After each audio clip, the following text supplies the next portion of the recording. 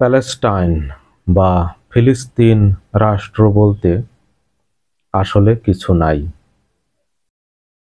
যারা এযাবৎ কাল ধরে এই ফিলিস্তিন নামক রাষ্ট্রের কথা শুনে আসছেন, এটি আসলে অসত্য এবং বাস্তবতা বর্জিত, বলতে পারেন মিথ্যা।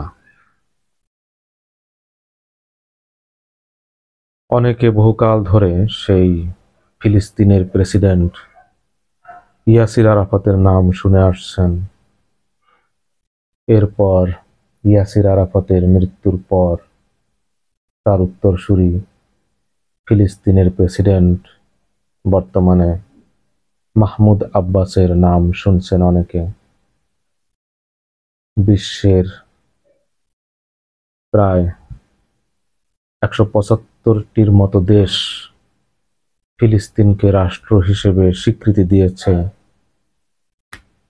বাংলাদেশে ঢাকায় ফিলিস্তিনের দূতাবাস আছে, আরো অনেক দেশে আছে। কিন্তু কেউ কি জানেন আসলে এই ফিলিস্তিন রাষ্ট্র, এই ফিলিস্তিন নামক সরকার আসলে কোথায়? আমি যে ফিলিস্তিন নামক কোনো রাষ্ট্র নেই বলছি, দাবি করছি, এই বিষয়টি আপনারা বুঝতে পারবেন বা জাজ করতে পারবেন নিজেরাই। আমি এখন আপনাদের সামনে কতগুলো তথ্য, ফ্যাক্টস, ঘটনা তুলে ধরছি। সেগুলোর আলোকে আপনারা বুঝতে পারবেন আমার এ দাবি সঠিক কি বেঠিক। খুব ইজিলি আপনারা বুঝে যাবেন। এজন্য খুব বেশি জ্ঞানী গুণী, অনেক বেশি উচ্চ শিক্ষিত হওয়ারও দরকার নেই। বর্তমানে যে ফিলিস্তিন নামক রাষ্ট্র যাই আছে বা নাই, আমি বলছি নাই, যারা বলছে আছে, এটি এই যে পশ্চিম তীর নামক একটি জায়গার কথা আপনারা শুনে আসছেন, পশ্চিম তীর, ওয়েস্ট ব্যাংক। এই পশ্চিম তীরকে বলা হয় ফিলিস্তিন নামক বর্তমান রাষ্ট্র। এবং এখানেই আছে প্রথমে ইয়াসির আরাফাতের নেতৃত্বে এবং বর্তমানে মাহমুদ আব্বাসের নেতৃত্বে ফিলিস্তিন নামক তথাকথিত একটি রাষ্ট্র এবং তথাকথিত একটি সরকার। অনেকে গাজাকেও এই ফিলিস্তিন রাষ্ট্রের অন্তর্ভুক্ত করে। গাজা এবং ফিলিস্তিনের মাঝখানে অনেক ব্যবধান, মাঝখানে ইসরায়েল রাষ্ট্র। এবং গাজা কিন্তু শাসন করছিল এতদিন পর্যন্ত হামাস, যারা এই ফিলিস্তিনের যে সরকার মাহমুদ আব্বাস, তাদের সাথে তাদের বিরুদ্ধে যুদ্ধ করে গাজাকে আলাদা করে হামাস সেখানে তাদের আলাদা শাসন প্রতিষ্ঠা করেছে। কিন্তু তারপরেও অনেকে এই গাজাকেও ফিলিস্তিনের পশ্চিম তীরের সাথে মিলিয়ে এই দুইটা অংশকে বলছে ফিলিস্তিন নামক রাষ্ট্র।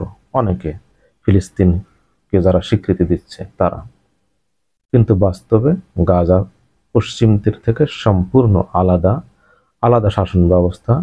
ফিলিস্তিন সরকারের বিন্দু পরিমাণে কোনো নিয়ন্ত্রণ সেখানে নাই। যা হোক, এটি গেল গাজা। গাজার সম্পর্কে পরে আসছে, গাজা কেন আলাদা হয়ে গেল, হামাস কিভাবে সেখানে তাদের আলাদা শাসন প্রতিষ্ঠা করলো এবং গাজার সিচুয়েশন পরে বলছি। তার আগে আসেন এই যে পশ্চিম তীর, যেখানে এখন মূলত ফিলিস্তিন সরকার, ফিলিস্তিন রাষ্ট্র বলা হয়, সেই পশ্চিম তীরের অবস্থা কি? গাজার অবস্থা তো আপনারা অনেকে জানেন, সেখানে যে যুদ্ধের পরিস্থিতি, কিভাবে তা মাটির সাথে মিশে গেছে। এখন আসেন পশ্চিম তীরের অবস্থা। পশ্চিম তীর 1967 সালের আগ পর্যন্ত ছিল জর্ডানের অংশ, জর্ডানের নিয়ন্ত্রণে। 1967 সালে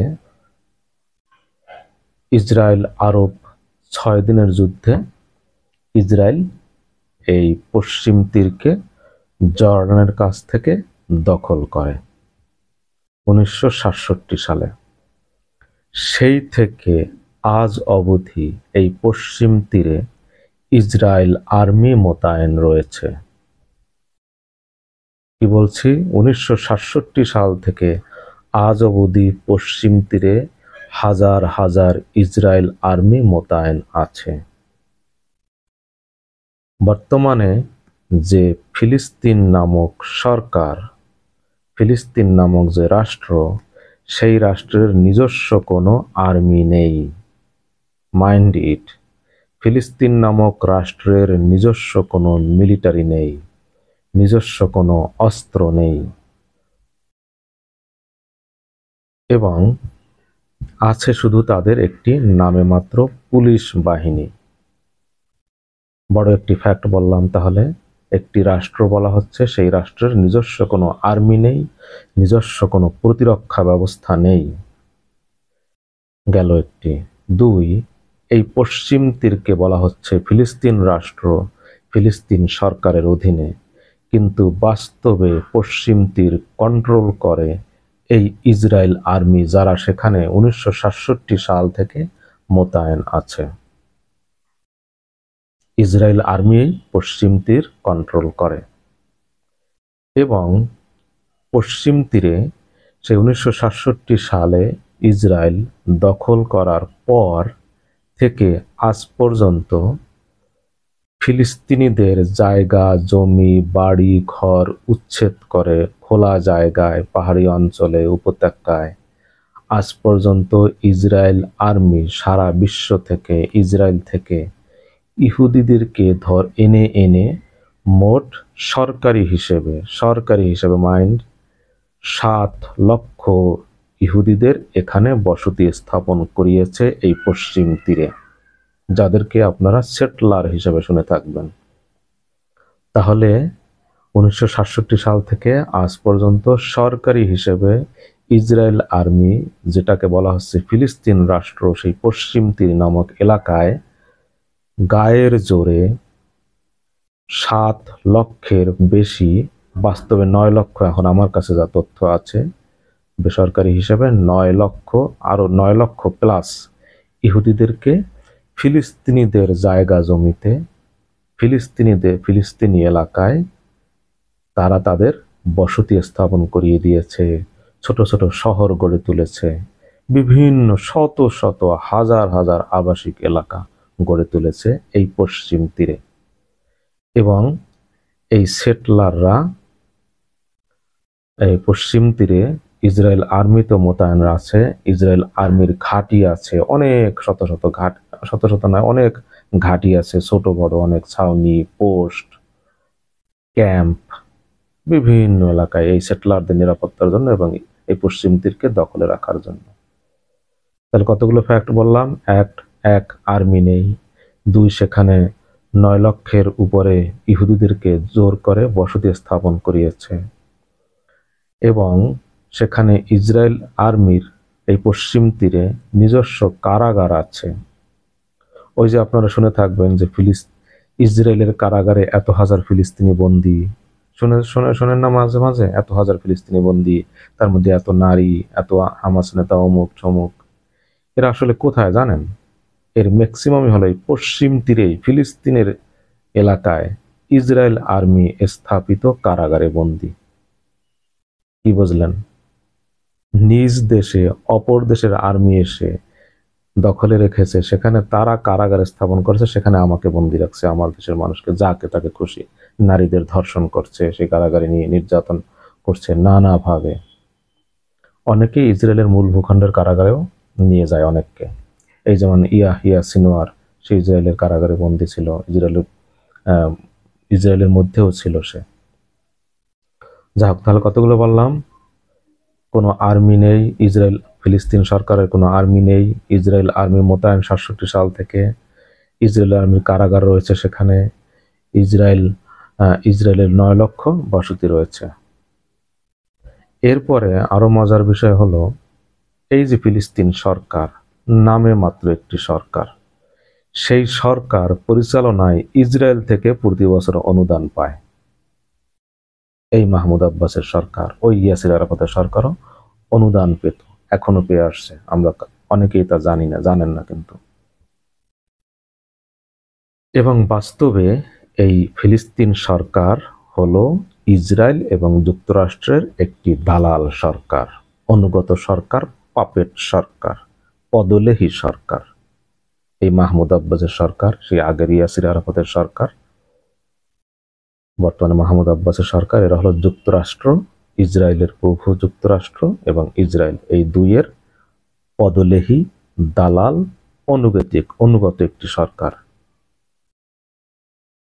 তাহলে এখন বলুন, যে রাষ্ট্রের নিজস্ব কোনো আর্মি নেই, যে রাষ্ট্রের ভূমি দখল করে 9 লক্ষ ইহুদিদেরকে বসতি স্থাপন করিয়েছে জোর করে, অবৈধ নাগরিক যারা, এবং যাদের কাছে এই সেটলার যারা ইহুদি ফিলিস্তিনে পশ্চিম তীরে বসতি স্থাপন করেছে, এদের প্রত্যেকের কাছে আছে অস্ত্র। এরাও কিন্তু অনেকের সৈনিক। আপনারা জানেন ইসরায়েলে 18 বছর পার হলে প্রত্যেকের বাধ্যতামূলক 2 বছরের জন্য আর্মি ট্রেনিং নিতে হয়। ইসরায়েলের সব সক্ষম নাগরিক কিন্তু সৈনিক, ব্যতিক্রম কিছু বাদে সৈনিক। এবং এই সেটলাররা নিয়মিত হামলা করে এই ফিলিস্তিনিদের উপরে, এবং একের পর এক তাদের হামলা করে জায়গা জমি, ক্ষেত খামার, ফসলের খামার, ক্ষেত, জলপাইয়ের বাগান, বিভিন্ন ফার্ম দখল করে নিচ্ছে অস্ত্রের জোরে। সেটলাররা সংঘবদ্ধ হয়, সন্ত্রাসী সেটলাররা সংঘবদ্ধ হয়, কোনো একটি ফিলিস্তিনের বাড়িতে গিয়ে রাতের আধারে দখল করে, তাদেরকে বের করে দিয়ে মেরে কেটে তাড়িয়ে দিয়ে দখল করে নিচ্ছে। নিত্যকার চিত্র এটা। এবং ইসরায়েল রাষ্ট্রীয়ভাবে তো রাষ্ট্রীয় মদতে বিভিন্ন এলাকা অ্যাকোয়ার করে, দখল করে, সেখানে ইহুদিদের জন্য বসতি স্থাপন করে। 1967 সাল থেকে এটি চলে আসছে। তাহলে কেমন বুঝলেন?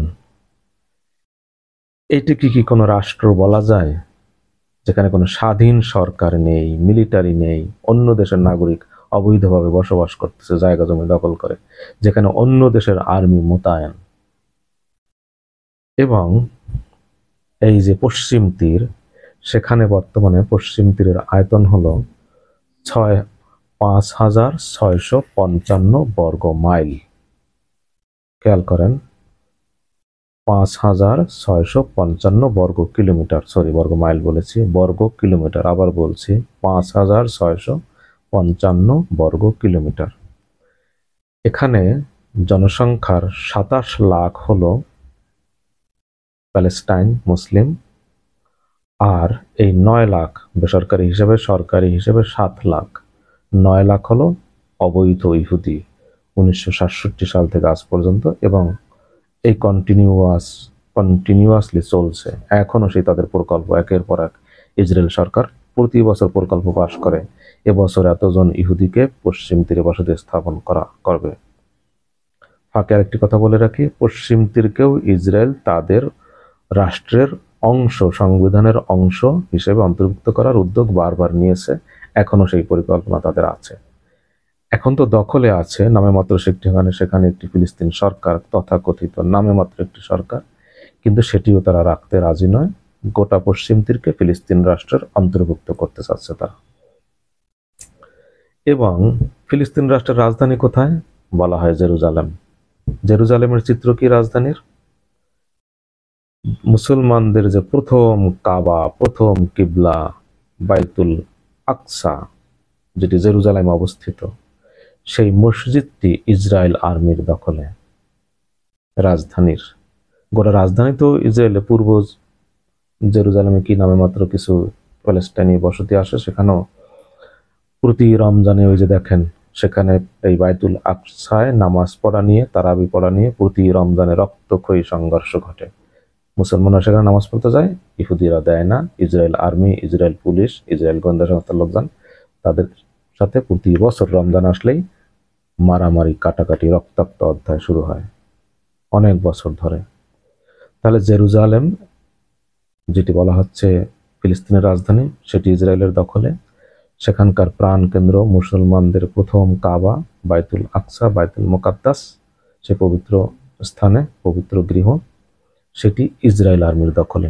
তাদের অনুমতি নিয়ে মুসলমানরা নামাজ পড়ে একটি অংশ তাদের জন্য বরাদ্দ আছে। তারা অনুমতি দিলে নির্দিষ্ট সংখ্যক লোক, এর বাইরে জমায়েত হতে পারে না তারা সেখানে। এখন আমি যে ফ্যাক্টগুলো বললাম, এখন হিসাব করে দেখুন এর আলোকে এই যে ফিলিস্তিন নামক রাষ্ট্রের কথা বলা হয়, এটিকে কি স্বাধীন রাষ্ট্র বলা যায়?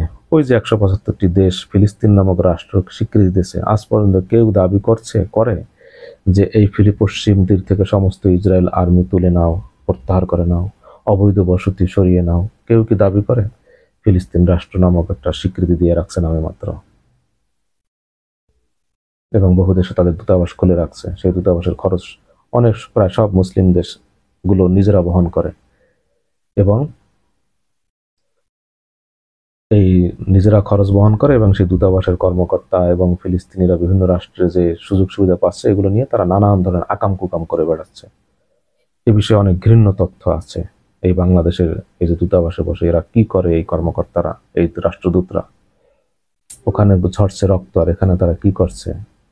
ওই যে সেই এরশাদের সময় একজন রাষ্ট্রদূত ছিল, কি সাহতা জারাব নামক কি, যা হোক সেটি ভিন্ন একটি বিষয়, আমি গেলাম না। অনেক খারাপ লাগবে সব তথ্য বললে আপনাদেরও। তাহলে এটি গেল পশ্চিম তীরের অবস্থা, যেখানে ফিলিস্তিন রাষ্ট্র যেটাকে বলা হয় এবং ফিলিস্তিন সরকার যেখানে প্রতিষ্ঠিত। এই হলো পশ্চিম তীরের বাস্তবতা। আর কি এখন? এখন তো পশ্চিম তীর ইসরায়েল আর্মি নিয়মিত অভিযান পরিচালনা করছে হামাস দমনের নামে, হামাস নির্মূলের নামে। সেখানে প্রতিনিয়ত হামলা করছে, ঘরবাড়ি বুলডোজার দিয়ে গুড়িয়ে দিচ্ছে, রাস্তাঘাট ধ্বংস করে দিচ্ছে। একটি দেশে আর্মি অন্য দেশের আর্মি এসে যা ইচ্ছা তাই করতেছে, মানুষজনকে নির্বিচারে গ্রেপ্তার করতেছে, গুলি করে হত্যা করতেছে। এই হলো ফিলিস্তিন নামক তথাকথিত রাষ্ট্র, ফিলিস্তিন নামক তথাকথিত সরকার। এবার আসেন গাজার প্রসঙ্গ।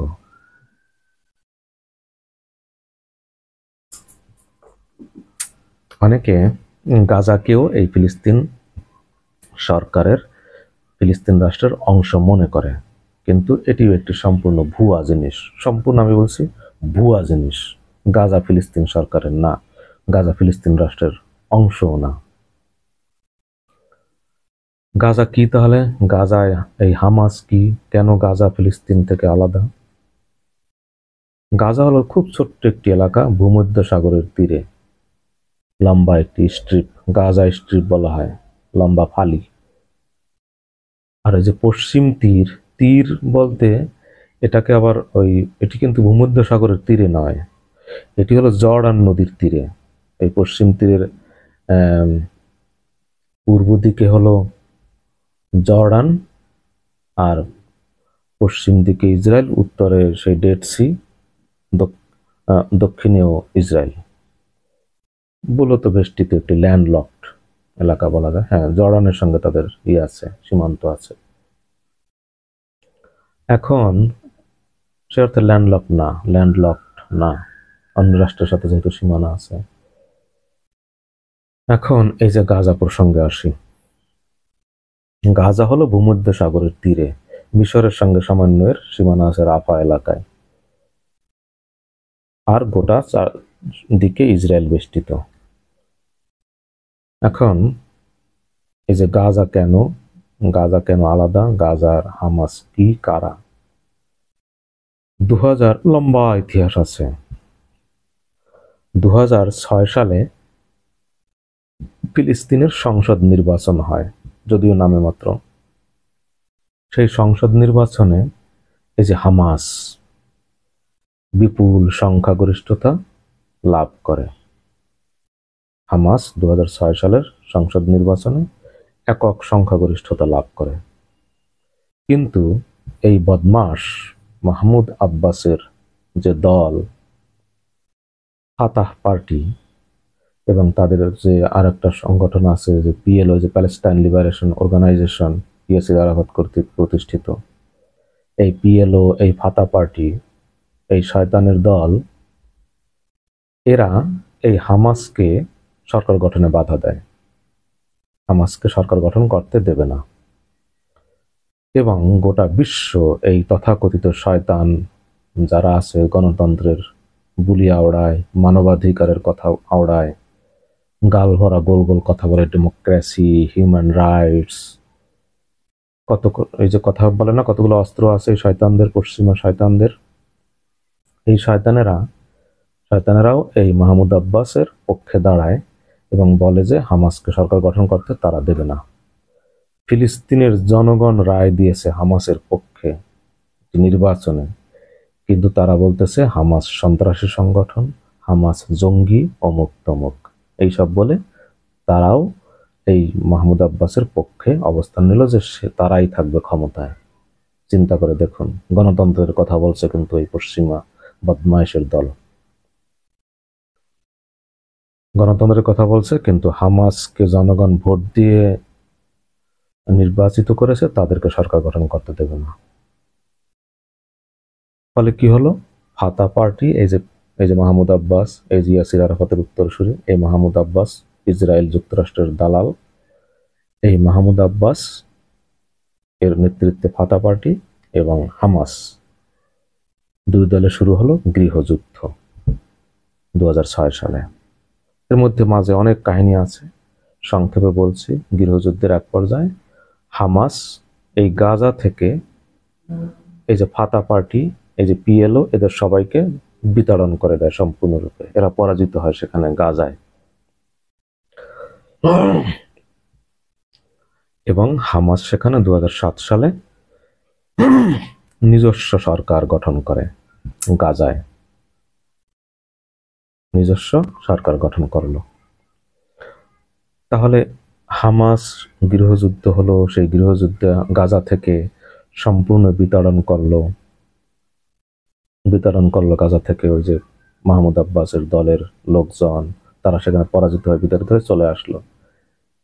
তাহলে এই গাজাকে কি ফিলিস্তিন, এই যে মাহমুদ আব্বাসের সরকারের কোনো অংশ, ফিলিস্তিন রাষ্ট্রের কোনো অংশ বলা যায়? কেমনে বলবেন, কিভাবে বলবেন? কারা যারা বলে সেটা তাদের বিষয়, আমি বলি না।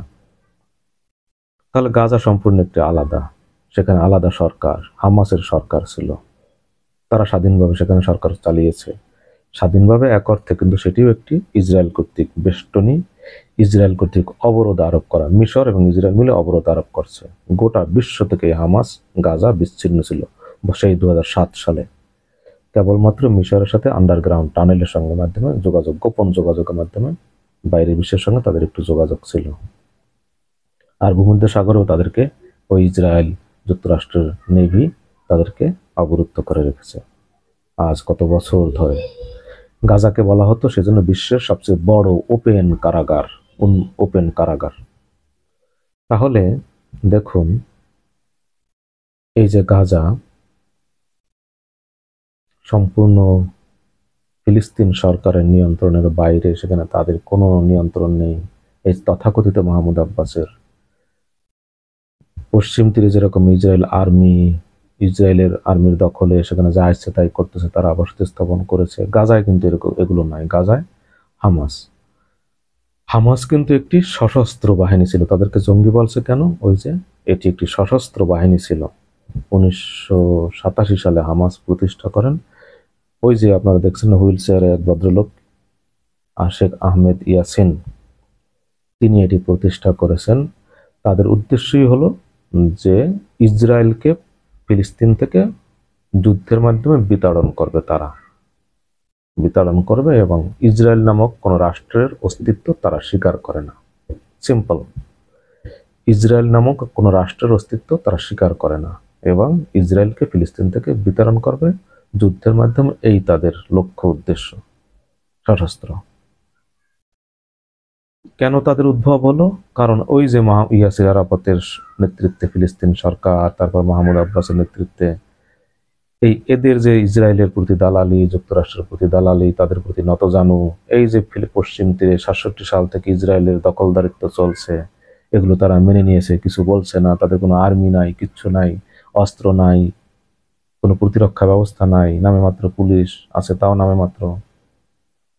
তাহলে এটি সাধারণ মানুষের, জনগণের চরম প্রতিক্রিয়া ঘটে না, যে এটি কেমন রাষ্ট্র, কেমন ইসরায়েল তাদের নির্যাতন করে, অত্যাচার করে, তাকে যখন খুশি ধরে নিয়ে যায়, মেরে ফেলে, মহিলাদের রেপ করে, চরম নৈরাজ্যকর একটি অবস্থা। এই ক্ষোভ থেকে সশস্ত্র হামাসের উদ্ভব। ফার্স্ট ইন্তিফাদা 1987 অথবা 88 সালে ফার্স্ট ইন্তিফাদা অভ্যুত্থান যাকে বলা হয়, তারা অভ্যুত্থান করে সশস্ত্র যুদ্ধ শুরু করে। তারা এই নিজ দেশের এই যে ফাতা বদমাইশ, এই যে মাহমুদ আব্বাস, এদের বিরুদ্ধেও তারা যুদ্ধ করেছে। যা হোক, এবার আসি এই যে আরো কিছু ফ্যাক্ট তুলে ধরি, যাতে একদম ক্লিয়ার হয়ে যাবে আপনাদের সামনে যে আসলে ফিলিস্তিন নামক রাষ্ট্র আছে কিনা, তার বাস্তবতা কি, আসলে এই দাবি সত্য কিনা।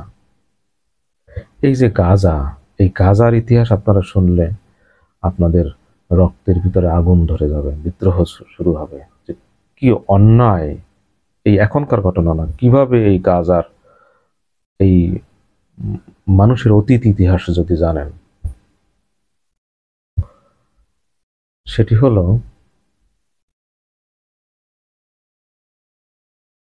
19 শতকের শেষের দিকে 1880-90 এর দিকে গোটা পশ্চিমা বিশ্বে ইহুদি বিদ্বেষ ছড়িয়ে পড়ে মারাত্মক আকারে। ইহুদি বিদ্বেষ, অ্যান্টিসেমিটিজম ছড়িয়ে পড়ে। এই অ্যান্টিসেমিটিজমের বিরুদ্ধে আবার গড়ে ওঠে তখন ইহুদিরা, যারা সারা বিশ্বে ইহুদি বড় বড় চিন্তাবিদ, ধনী ব্যবসায়ী, রাজনীতিবিদ বিশ্বের বিভিন্ন দেশে ছড়িয়ে ছিটিয়ে ছিল। তারা চিন্তা করলো ইহুদিদের জন্য আলাদা একটি রাষ্ট্র গঠন করা দরকার। এর নাম হলো জায়নবাদ। ওই যে জায়নিজম শুনেছেন আপনারা, জায়নবাদ, অর্থাৎ ইহুদিদের জন্য ধর্মের ভিত্তিতে একটি আলাদা রাষ্ট্র, এটিকে বলা হয় জায়নিজম, জায়নবাদ। এই চিন্তা থেকে তারা এর পক্ষে প্রমোশন, অ্যাডভোকেসি শুরু করলো এবং প্রথম বিশ্বযুদ্ধ চলাকালে ব্রিটেনের তৎকালীন 1917 সালে প্রথম বিশ্বযুদ্ধ কিন্তু তখনও চলছে। 1917 সালে ব্রিটেনের পররাষ্ট্রমন্ত্রী বেলফোর, পুরো নাম মনে আসছে না, বেলফোর, এই ফিলিস্তিন ইহুদিদের জন্য ইসরায়েল নামক রাষ্ট্রের একটি প্রস্তাবের প্রতি আনুষ্ঠানিকভাবে স্বীকৃতি দেন, আনুষ্ঠানিকভাবে প্রস্তাব উত্থাপন করেন। এটিকেই বলা হয়, এর লম্বা ইতিহাস আছে, সংক্ষেপে বলছি, এটিকেই বলা হয় বেলফোর ডিক্লারেশন 1917 সালে। এবং ব্রিটেন এই ইসরায়েল রাষ্ট্রের প্রতি স্বীকৃতি দেয় যে হ্যাঁ, একটি ইসরায়েল রাষ্ট্র গঠন করতে হবে। এবং প্রথম বিশ্বযুদ্ধের আগ পর্যন্ত এই ফিলিস্তিন নামক যে এখন যে বর্তমান ইসরায়েল রাষ্ট্র এবং ফিলিস্তিন, এই যে পশ্চিম তীর গাজা টাজা মিলিয়ে, এটা ছিল গোটা ফিলিস্তিন। ইসরায়েল রাষ্ট্র তো তখন ছিল না, এটা ছিল তুর্কিদের অধীনে, এই যে উসমানীয় খেলাফতের অধীনে। প্রথম বিশ্বযুদ্ধে এই জার্মানির সঙ্গে এই তুর্কি অদূরদর্শী, তারা তখন জার্মানির সঙ্গে যোগ দিয়েছিল, অদূরদর্শীর দল, তারাও পরাজিত হয় এবং উসমানীয় খেলাফত ভেঙে খান হয়ে যায়। উসমানীয় বিশাল সাম্রাজ্য, এই পশ্চিমারা ব্রিটেন, ফ্রান্স, যুক্তরাষ্ট্র, এরা নিজেদের মধ্যে ভাগ করে নেয়। সুন্দর বিশাল রাষ্ট্র সাম্রাজ্য তারা নিজেদের মধ্যে ভাগ বটরা করে নেয় এবং এই ফিলিস্তিন নামক এখনকার ইসরায়েল এবং ফিলিস্তিন নিয়ে ছিল। তখন এই এলাকাকে বলা হতো ফিলিস্তিন, প্যালেস্টাইন। ইসরায়েল রাষ্ট্র তখন ছিল না, আবার বলছি। এই এলাকাটি ব্রিটেনের ভাগে পড়েছিল। যা হোক, প্রথম বিশ্বযুদ্ধের সময় যেহেতু ব্রিটেন ইসরায়েল নামক রাষ্ট্রের উদ্যোগ নেয়, সেহেতু সারা বিশ্ব থেকে তখন ব্রিটেনের প্রশ্রয়, এবং ওখানে ব্রিটিশ সৈনিক ছিল তখন, প্রথম বিশ্বযুদ্ধের পর ওখানে ব্রিটিশ সৈন্যরা অবস্থান নেয় এই প্যালেস্টাইনে, যা এখন আসলে ইসরায়েল নামক রাষ্ট্র। সারা বিশ্ব থেকে ব্রিটেনের উদ্যোগে ইহুদিদের এনে এখানে বসতি স্থাপন শুরু করে। এই ফিলিস্তিনিদের বাড়িঘর দখল করে বসতি স্থাপন শুরু করে ইহুদিদের জন্য। তারাই অর্থ দিয়ে, যাবতীয় সহায়তা দিয়ে ইহুদিদের জন্য সুন্দর বাড়িঘর বানিয়ে দিতে থাকে। আর ইহুদিরা ওখানে বসতি স্থাপন করতে থাকে এবং একই সাথে ইহুদিদেরকে প্রত্যেককে অস্ত্র দেয়। তারা অস্ত্র দিয়ে যারাই, কারণ তাদের সিকিউরিটির জন্য, চারিদিকে মুসলমান, হোস্টাইল মুসলিম, কোথা থেকে ধরে ধরে আইন ওখানে বসতি স্থাপন করছে আমার জায়গায়, আমি কি বসে থাকবো? মারামারি করছে নিয়মিত। এবং ইসরায়েলিদের ওরা অস্ত্র দেয়, যাকেই বসতি স্থাপন করে তাকেই অস্ত্র দেয়। প্রত্যেক ইহুদি এক একজন আর্মি। তাদেরকে তখন বলা হতো প্যারামিলিটারি ফোর্স। তাদের প্রশিক্ষণ দিত ব্রিটিশরা ওখানে এবং তাদেরকে অস্ত্র দিত। তাহলে এইভাবে 1947 সাল পর্যন্ত, দ্বিতীয় বিশ্বযুদ্ধের পর পর্যন্ত, এইভাবে সারা বিশ্ব থেকে ইহুদিদেরকে ওখানে এনে বসতি স্থাপন শুরু করে। অনেক লাখ লাখ ততক্ষণে জড়ো হয়ে গেছে। আর গোটা আরবরা এর বিরুদ্ধে তখন ক্ষুব্ধ, কিন্তু তাদের করার কিছু নেই, কারণ তারা পরাজিত, বিধ্বস্ত, নিগৃহীত, লাঞ্ছিত, কিছু তাদের করার নেই। এখন এটি চলা অবস্থায় দ্বিতীয় বিশ্বযুদ্ধ শেষে রাশিয়া, ফ্রান্স, ব্রিটেন, যুক্তরাষ্ট্র মিলে ইসরায়েল নামক একটি রাষ্ট্রের ঘোষণা দিল 1948 সালের 14 মে। তার আগে থেকে কিন্তু মারামারি অলরেডি চলছে আরবদের মধ্যে, এবং এই যে নতুন করে যে ফিলিস্তিনদের বসতি স্থাপন করাচ্ছে, এদের মধ্যে কিন্তু মারামারি চলতেছিল এবং আরবদের মধ্যে ক্ষোভ তীব্র আকার ধারণ করে। এই যে ইহুদিদেরকে এনে এখানে বসতি স্থাপন করাচ্ছিল সে নিয়ে দীর্ঘকাল ধরে। যা হোক, 1948 সালের 14 মে যখন এই ইসরায়েল নামক রাষ্ট্র ঘোষণা করা হলো, পরের দিন 15 মে আরব লীগের নেতৃত্বে গোটা আরবরা একত্রিত হয়ে এই ইসরায়েল রাষ্ট্রের বিরুদ্ধে যুদ্ধ ঘোষণা করে। ইসরায়েল রাষ্ট্র তো তখন আসলে তেমন কিছু ছিল না, ছিল ওইখানে যত ইহুদিদেরকে বসতি স্থাপন করিয়েছে তারা ছিল। একটি রাষ্ট্র জাস্ট ঘোষণা করছে ইসরায়েল রাষ্ট্র হবে, তো আগে থেকে ওখানে ইহুদি এনে বসবাস করিয়েছে, তাদের প্রত্যেকের হাতে অস্ত্র ছিল। তাদেরকে নিয়ে গঠন করা হয়েছে ইসরায়েল প্যারামিলিটারি ফোর্স। এদের বিরুদ্ধে যুদ্ধ করেছিল, যুদ্ধ ঘোষণা করে আরবরা, এবং তারা এই যে সেটলাররাই অস্ত্র তুলে নেয়, এবং ব্রিটিশ সৈন্যরা তো আগে থেকেই ছিল। যা হোক, যেহেতু যুক্তরাষ্ট্র, ফ্রান্স, রাশিয়া, ব্রিটেন মিলে এই রাষ্ট্র ঘোষণা দিয়েছে, ফলে আরবরা যখন তাদের বিরুদ্ধে যুদ্ধ করলো, তারা ইসরায়েল রাষ্ট্র রক্ষায় এগিয়ে আসলো, অস্ত্র মস্ত্র দিয়ে, সব কিছু দিয়ে সহায়তা করলো ওই সেটলারদেরকে, এবং আরবরা পরাজিত হলো। এবং এই যুদ্ধে ফিলিস্তিনের 80% এলাকা দখল করে নেয় তারা, এই সেটলাররা, ইসরায়েলের প্যারামিলিটারি ফোর্স। রাষ্ট্র সবে মাত্র একদিন যার বয়স, যুদ্ধ করে যুক্তরাষ্ট্রের সহায়তায় আরবরা পরাজিত হয়, এবং ফিলিস্তিন নামক, তখনও কিন্তু কোনো রাষ্ট্র ছিল না। ফিলিস্তিন নামক রাষ্ট্র আজও যেমন নাই, তখনও কিন্তু ছিল না। প্যালেস্টাইন একটি অঞ্চলের নাম ছিল। সে লম্বা ইতিহাস, কিভাবে সেই যে ক্রুসেডের পরে এখানে কিভাবে কারা একটি ডোমিনিয়ন প্রতিষ্ঠা করেছিল, সালাউদ্দিনের নেতৃত্বে, গাজী সালাউদ্দিনের নেতৃত্বে, তারপরে এরপরে আবার মাঝখানে প্রায় শতাধিক বছর, প্রায় 200 বছর ওই যে ফ্রান্সের পোপের নেতৃত্বে যখন জয় হলো, পোপ আরবান II, কত 1095 সালে মনে হয়, যখন জয় হলো, সেখানে কয়েকশো বছর ধরে তারা শাসন করেছে এই ফিলিস্তিন। সে লম্বা ইতিহাস, কোরআনে লম্বা ইতিহাস আছে, হাজার হাজার বছর ধরে এখানে রক্তক্ষয়ী সংঘর্ষ ঘটে চলে আসছে। যা হোক, সেদিকে যাচ্ছি না, সেই ইতিহাস বললে একদিন লাগবে পুরো। এখন যেটি বললাম কি, যে যুক্তরাষ্ট্র, ব্রিটেন, ফ্রান্স এদের সহায়তায় ইসরায়েল ফিলিস্তিনিদের 80% এলাকা দখল করে ফেলল রাতারাতি।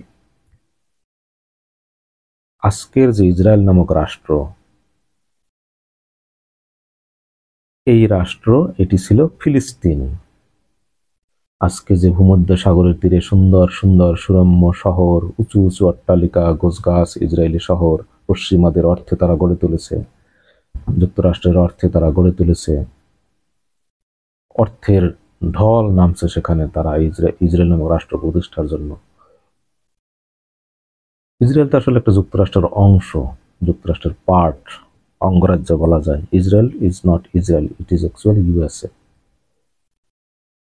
যা হোক, এই ৮০ ভাগ এলাকা দখল করে নিল। আর কি হলো? দখল করে করলো কি? ফিলিস্তিনিদের উপরে গণহত্যা পরিচালনা করলো তারা, এই অস্ত্রধারী ইসরায়েলিরা পশ্চিমাদের সহায়তায়। গণহত্যা। এবং ১০ লক্ষের বেশি লোক, এই যে আজকের যেখানে ইসরায়েল নামক রাষ্ট্র, বড় বড় ভবন যেখানে, এই সমস্ত এলাকায় ছিল ফিলিস্তিনিদের বসবাস।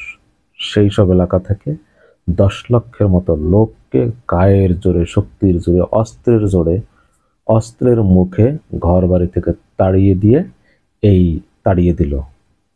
এবং এরা এসে এই উৎখাত হওয়া অস্ত্রের মুখে, ইসরায়েলিদের অস্ত্রের মুখে উৎখাত হওয়া ফিলিস্তিনিরা এই গাজায় এসে আশ্রয় নিল। এই গাজায়, এই আজকের যে গাজা, এই গাজায় এসে আশ্রয় নিল লক্ষ লক্ষ ফিলিস্তিনি। মূল ভূখণ্ড, এই যে মূল মানে গোটাটাই যে ফিলিস্তিনি ছিল। তাহলে যে সমস্ত এলাকা, ৮০ ভাগ এলাকা যে দখল করলো ইসরায়েল, সেই দখলীকৃত এলাকার ফিলিস্তিনিরা কোথায় আশ্রয় নিল? গাজায় আশ্রয় নিল লক্ষ লক্ষ।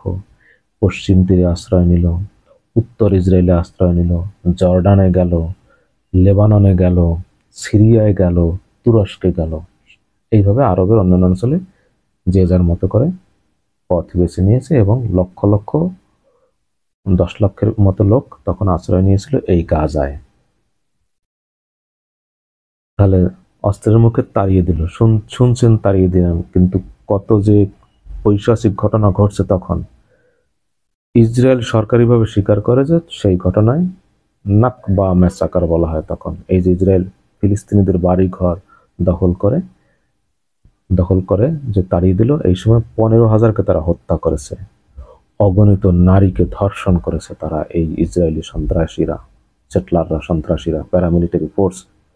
প্রত্যেকেই সৈনিক, যারা এখানে ইহুদি বসতি স্থাপন করেছিল প্রত্যেকেই সৈনিক, প্রত্যেকের হাতে অস্ত্র ছিল। যেমন এখন পশ্চিম তীরে যারা সেটলার, তাদের প্রত্যেকের হাতে অস্ত্র আছে এবং এদের অনেকেই সন্ত্রাসী।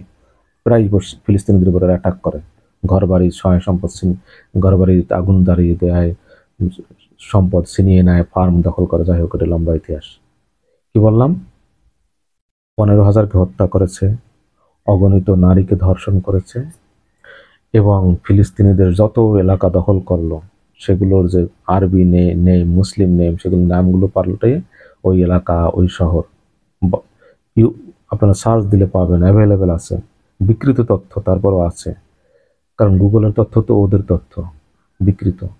ওই ফিলিস্তিন বিষয়ে যে, এই যে ইসরায়েল রাষ্ট্র প্রতিষ্ঠার বিষয়ে যে তথ্য, অনেক তথ্য গোপন রাখা হয়েছে, প্রকৃত তথ্য নাই সেখানে। তারপরও যা আছে সেখানে দেখবেন কি, যে এই যে যা হোক, যেটি বলতে চাইছিলাম হারিয়ে গেল। তাহলে মূল কথা হলো যে আজকের যে ইসরায়েল নামক যে রাষ্ট্র, এইখানে ছিল ফিলিস্তিনিদের বসবাস। ও ওই যে আরবি মুসলিম নেমগুলোকে পাল্টে হিব্রু ভাষায় নাম রাখলো বিভিন্ন শহরের। এবং যেটি মনে পড়ছে তথ্যটা, যে ৫০০র মতো শহর ফিলিস্তিনিদের ছিল। এই যে আজকের ইসরায়েল নামক রাষ্ট্র, যেখানে সুন্দর সুন্দর শহর, কি সুন্দর রাস্তাঘাট, আপনারা দেখবেন বিভিন্ন ভিডিওতে, সাজানো গোছানো ওই পশ্চিমাদের অর্থে। রাতারাতি ৫০০র মতো শহর তারা দখল করে, ৫০০র মতো জনপদ, ছোট বড় শহর, জনপদ, গ্রাম দখল করে, সমস্ত এলাকা থেকে ফিলিস্তিনিদের তাড়িয়ে দিয়ে হত্যা করে তারা দখল করেছে। কত মর্মান্তিক! এই যে গাজায় আজকে যারা মানুষ, এদের পূর্বপুরুষরা ওই মূল আজকে যে ইসরায়েল নামক রাষ্ট্র, এখান থেকে বিতাড়িত হয়েছে। তাহলে গাজার মানুষেরা মূলত শরণার্থী, কিন্তু মূলত তারা শরণার্থী। এই যে গাজার বর্তমান জনসংখ্যা হলো ২২ লাখ গাজার মুসলিম প্যালেস্টাইন। এদের পূর্বপুরুষরা মূলত সবাই শরণার্থী ছিল, প্রায় সবাই শরণার্থী। ওখানেও কিছু লোক ছিল, কিন্তু মূলত শরণার্থী এই আজকের যেখানে ইসরায়েল রাষ্ট্র প্রতিষ্ঠিত হয়েছে সেখান থেকে ওখানে তারা গিয়েছে, এবং জাতিসংঘ থেকে তারা শরণার্থী হিসেবে কিন্তু অনেক সহায়তা সেই থেকে পেয়ে আসছে, এখন পর্যন্ত পাচ্ছে। যা হোক, তাহলে যে একটা ঘটনা বলতে চেয়েছিলাম, আমি অনেক রিপোর্ট পড়েছি এই বিষয়ে, যে আজও অনেক ওই যে গাজায় যারা এখনো জীবিত আছে, সেই 48 সালে আছে কিনা জানি না, কিন্তু বংশ পরম্পরায় তাদের পূর্বপুরুষদের যে বাড়িঘর ছিল যেখানে আজকের ইসরায়েল নামক রাষ্ট্রে, সেই বাড়িঘরের চাবি আজ পর্যন্ত তার উত্তরাধিকার সূত্রে বহন করতেছে, এবং সেই চাবিগুলো হলো, এবং অনেকের ভবনও আছে সেখানে, সেই ভবন ওরা দখল করে বসবাস করতেছে, ভেঙে ফেলে নতুন করে গড়ছে, কিন্তু ওরা সেই তাদের পূর্বপুরুষদের বাড়ির চাবি ঠিকানা তাদের আছে, তাদের কাছে রক্ষিত, সেই বাড়ির ছবি, সেইখানকার কত স্মৃতি ছবি তাদের কাছে আছে, কিন্তু যা সব ওই ইসরায়েলিদের দখলে। তাহলে গোটা ইসরায়েল রাষ্ট্রটাই আসলে গায়ের জোরে অবৈধভাবে গঠন করা হয়েছে, শক্তির জোরে দ্বিতীয় বিশ্বযুদ্ধের পরে বিজয়ী শক্তি গঠন করেছে ফিলিস্তিন নামক রাষ্ট্র। তাহলে কেমন লাগে আপনার কাছে, যে আমার বাড়িঘর থেকে, আমার জায়গা জমি থেকে আমাকে তাড়িয়ে দিয়ে, আমাকে মেরে ফেলে অন্যরা এসে দখল করে বসবাস করতেছে, এবং বলতেছে এটি তাদের দেশ। এইভাবে 1948 সালে ইসরায়েল রাষ্ট্র দখল, প্রথমে তো বললাম তো এক যুদ্ধে 80 ভাগ দখল করে নিয়েছে, এরপর ধীরে ধীরে ধীরে ধীরে ক্রমে এইভাবে তারা একের পর এক দখল করতে করতে করতে করতে করতে আজকে ফিলিস্তিনিদেরকে ওই শুধুমাত্র পশ্চিম তীর এবং গাজা, এই দুইটা স্পটে তারা বন্দী আবদ্ধ। পশ্চিম তীর এবং গাজা, তাও দুইটি বিচ্ছিন্ন অঞ্চল, মাঝখানে ইসরায়েল রাষ্ট্র, এবং সেই পশ্চিম তীরও হলো ইসরায়েলের নিয়ন্ত্রণে। আর গাজা এখন তো মাটির সাথে তারা মিশিয়ে দিয়েছে। গাজার 80 ভাগ ভবন, 60 থেকে 80 ভাগ ভবন, এগুলো বিবিসি সিএনএন এর খবর, নট আমার কোনো কল্পকাহিনী।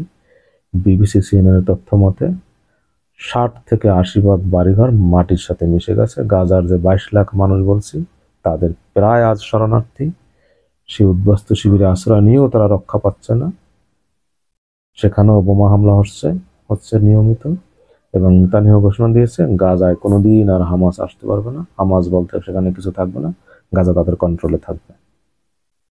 গাজা তাদের অংশ হয়ে গেছে বলতে পারেন, সেখানে এখন ইসরায়েলি হ্যান্ড এভরিথিং, হামাস বলতে পারেন নির্মূল হয়ে গেছে আপাতত। কিছু আছে জীবিত, কিন্তু কোনো কাজ, তাদের হাতে অস্ত্র নাই, শেষ হয়ে গেছে, অধিকাংশ সৈন্য তাদের মারা গেছে, এবং বাকি সৈন্যরা প্রায় সবাই আহত, অল্প কিছু সৈন্য আছে, কিছু কিছু বিচ্ছিন্ন হামলা তারা করছে এখনো। এই মুহূর্তে কেবলমাত্র যুদ্ধবিরতি হলেই তাদের যতটুকু অস্তিত্ব নিবুনিবু আছে, হয়তো কোনো একদিন আবার ঘুরে দাঁড়াবে, কিন্তু সম্ভাবনা ক্ষীণ, কারণ গোটা গাজা এখন ইসরায়েলের কন্ট্রোলে, মাটির সাথে মিশে গেছে। গাজায় যে কোথাও হামাস আশ্রয় নেবে, যুদ্ধ করবে, যুদ্ধ করতে হলে আশ্রয় লাগবে কোথাও, কোনো বাড়িঘর সেখানে আর আশ্রয় নেওয়ার মতো নাই তাদের। মাটির নিচে টানলো ধ্বংস করে দিয়েছে ইসরায়েল, অধিকাংশ টানল ধ্বংস করে দিয়েছে। খাবার নেই, অস্ত্র নেই, গোটা গাজা অবরুদ্ধ, একদিকে মিশর অবরোধ করে রেখেছে, আর একদিকে ইসরায়েল অবরোধ করে রেখেছে কত বছর ধরে। সেখানে ক্ষুধা, দারিদ্র, পানি সংকট, মৌলিক চিকিৎসা কিচ্ছু নাই, অনাহারে মারা যাবে তারা, বাকি যারা আছে। ইসরায়েল প্ল্যান করেছে যা ওখানে কোনো ফিলিস্তিনি আর থাকবে না, সোজা কথা। ইসরায়েলের প্রাথমিক প্ল্যান ছিল ওখানে গাজা যত মুসলমান আছে তাদেরকে কানাডা বিভিন্ন দেশে পাঠিয়ে দেবে শরণার্থী হিসাবে, গাজা তারা দখল নেবে, এবং গাজা দখল নিলে বিশাল ভূমধ্যসাগরের সীমানা তারা পাবে। গাজার আয়তন হলো মাত্র 365 বর্গ কিলোমিটার, সেখানে 22 লক্ষ লোক। গোটা গাজা মূলত একটি উদ্বাস্তু শিবির, রেফিউজি ক্যাম্প, উদ্বাস্তু শিবির, শরণার্থী শিবির। ওই যে যারা ইসরায়েল থেকে আসছে বিতাড়িত হয়, তাহলে তাদের ইতিহাস হলো অত্যন্ত করুণ, প্যাথেটিক ইতিহাস প্রত্যেকের। গাজার তাদের একসময় বাড়ি ঘর ছিল, সহায় সম্পদ ছিল, জমি জমা ছিল, ক্ষেত খামার ছিল, কত ব্যবসা বাণিজ্য ছিল, চাকরি ছিল, সব মুহূর্তে ধ্বংস হয়ে গেছে ওই ইসরায়েল নামক রাষ্ট্র প্রতিষ্ঠা করতে গিয়ে। সব তাদের জায়গা জমি ওরা দখল করে নিয়ে আপনাকে শূন্য হাতে রাতের অন্ধকারে অস্ত্রের মুখে তাড়িয়ে দিয়েছে। তাহলে এই হলো গাজার ইতিহাস। তাহলে গাজা মূলত একটি শরণার্থী শিবির, সেই শরণার্থী শিবিরটাকেও এখন ইসরায়েল শেষ করে দিয়েছে, মাটির সঙ্গে একেবারে এরকম মিশিয়ে দিয়েছে। সমুদ্র সৈকত দেখছেন না, বাচ্চারা খেলা করে বালু দিয়ে, এরকম লেপ্টে দিয়েছে, মিশিয়ে দিয়েছে। ওখানে বসবাস, দু একটা বিল্ডিং যা দাঁড়ানো আছে, বসবাসের কোনো পরিবেশ ওখানে নাই। পানি নেই, বিদ্যুৎ নেই, যোগাযোগ ব্যবস্থা নেই, রাস্তাঘাট সব সমস্ত সিস্টেম কলাপসড। হামাস বলতে পারেন শেষ আপাতত, ভবিষ্যতে কি হয় তা আল্লাহ জানে। হিজবুল্লাহ মেরুদণ্ড ভেঙে দিয়েছে।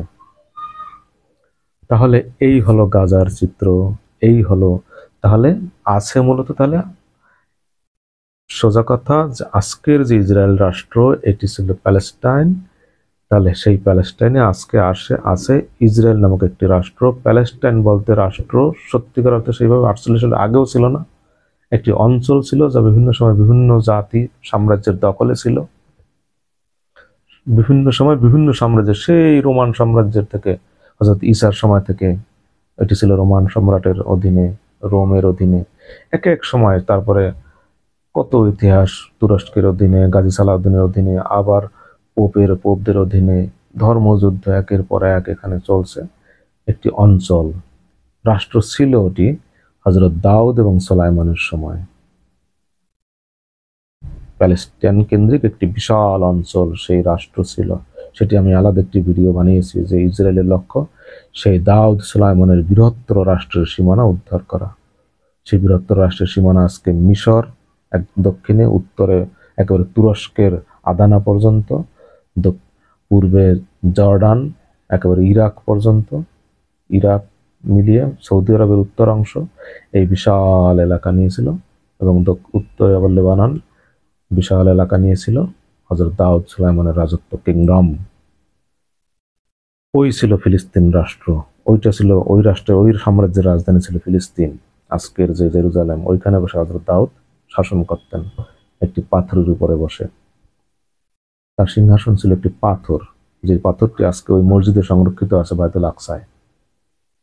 সেই পাথর নিয়ে অনেক কাহিনী আছে। যাই হোক, তাহলে এখন আপনারা যে তথ্য বললাম, গাজার অবস্থা বললাম, পশ্চিম তীর নামক যে জায়গা, যেটাকে ফিলিস্তিন রাষ্ট্র বলা হচ্ছে, আর ইসরায়েল নামক রাষ্ট্রের কথা বললাম, তাহলে ওখানে এখন আছে ইসরায়েল নামক রাষ্ট্র।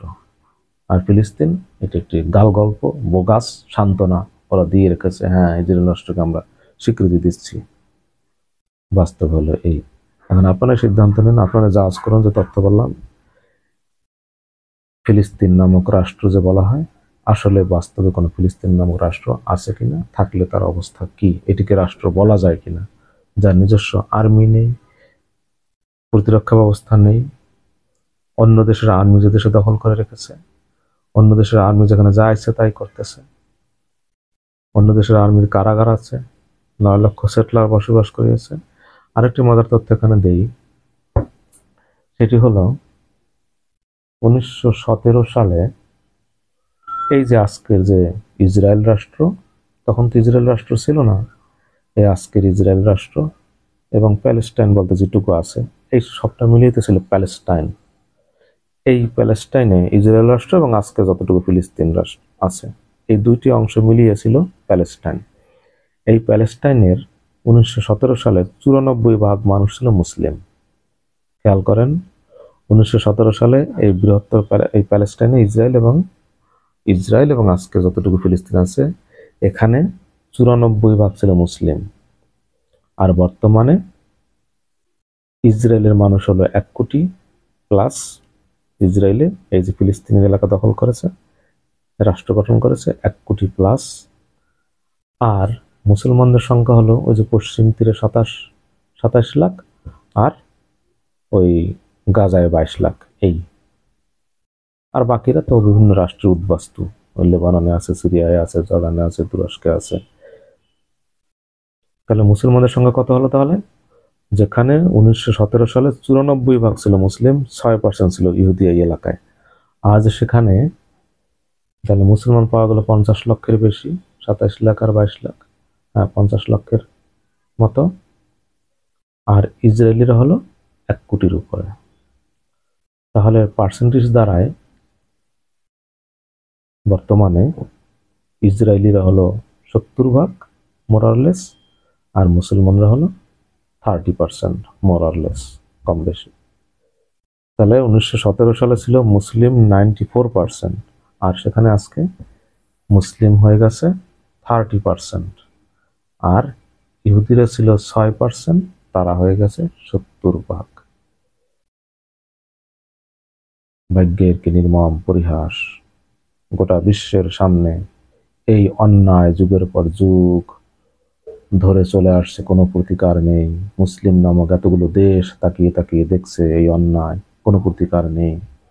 এবং সারা বিশ্বে যত সন্তান দাঙ্গা হাঙ্গামা সন্ত্রাসের উদ্ভব, তার অন্যতম মূল কারণ হলো এই ফিলিস্তিন কেন্দ্রিক সংঘাত।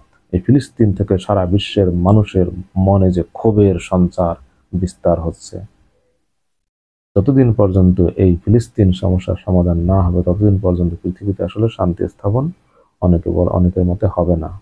কারণ এইখানে সবচেয়ে বড় অন্যায় হচ্ছে, এবং গোটা বিশ্ব তাকিয়ে তাকিয়ে সে অন্যায় দেখছে। এবং এই সর্বশেষ গাজা যুদ্ধ বলে দিচ্ছে আসলে পৃথিবীতে এই মুসলিম নামক জাতি, মুসলিম নামক দেশ বলতে আসলে কিচ্ছু নাই, ভুয়া এসব।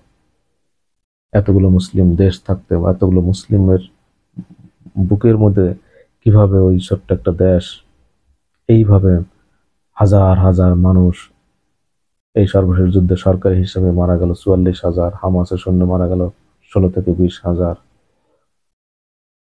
এবং কি নারকীয় ধ্বংসযজ্ঞ করে যাচ্ছে প্রতিকারহীন। সবাই চুপচাপ তাকিয়ে তাকিয়ে দেখছে, এবং বরং ইসরায়েলের সঙ্গে বন্ধুত্ব করছে ওই আরবের স্বৈরাচারী শাসকগুলো, মানবতার দুশ্মন, মুসলিম নামধারী